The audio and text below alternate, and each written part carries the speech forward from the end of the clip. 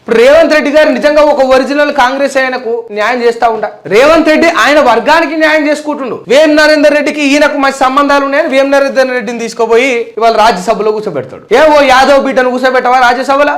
లేరా? మొత్తం ఇంత పెద్ద కాంగ్రెస్ పార్టీలో తెలంగాణలో ఓ యాదవ్ బిడ్డలు కరువైరా? చెప్పు, నాకు అర్థం కాదు. కానీ ఓ మాదిగ బిడ్డను కూర్చోబెట్టవా? చెప్పు. నువ్వు పెద్దపీట వేస్తా అన్నావు కదా, ఏది నువ్వు వేసిన పెద్దపీట? ఓ బ్రాహ్మణునికి ఓ రెడ్డికి మీ వాళ్ళకే ఇచ్చుకున్నావు. ఆ సింగ్బీకి ఇచ్చినావు, ఈ వేం నరేందర్ రెడ్డికి ఇచ్చినావు. గీదా చెప్పు. ఇక తప్పు ఎవరిది అయినా, అసలు తప్పు ఎవరిది? మరి ఇన్ని రోజులు కష్టపడ్డోళ్లకు గుర్తింపు ఉంటదా ఉండదా? రేవంత్ రెడ్డి వస్తే న్యాయం జరుగుతుందా జరగదా అని ఆలోచన మీ హైకమాండ్ చేయాలి, చేయలేదు.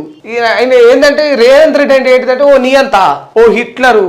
ఎందుకో ఇప్పుడు మీరు అబ్జర్వ్ చేయండి, నా దగ్గర కొన్ని ఫోటోలు ఉన్నాయి, చూపెడతా. ఇప్పుడు రేవంత్ రెడ్డి గారి ముచ్చట ఎట్లుంటదంటే, అహం కేసీఆర్ కు మించిన 100 రెట్ల అహం రేవంత్ రెడ్డి గారికి ఉంటది. వాళ్ళ భుజాలు కదిలిపోయేటట్టు ఆ జెండాలు మోసి వాళ్ళ జీవితం మొత్తం దారదత్తం చేసి వాళ్ళ జేబులో డబ్బులు కూడా ఖర్చు పెట్టుకున్న వాళ్ళు ఒరిజినల్ కాంగ్రెస్ వాళ్ళు కొందరు ఉన్నారు. ఇప్పుడు ఎవడో వస్తాడు పిసిసి అవుతాడు, ఎవడో వస్తాడు ముఖ్యమంత్రి అవుతాడు అంటే మేము కష్టపడలే అని చెప్పిండు నాకు ఒక ఆయన, కాంగ్రెస్ ఆయన.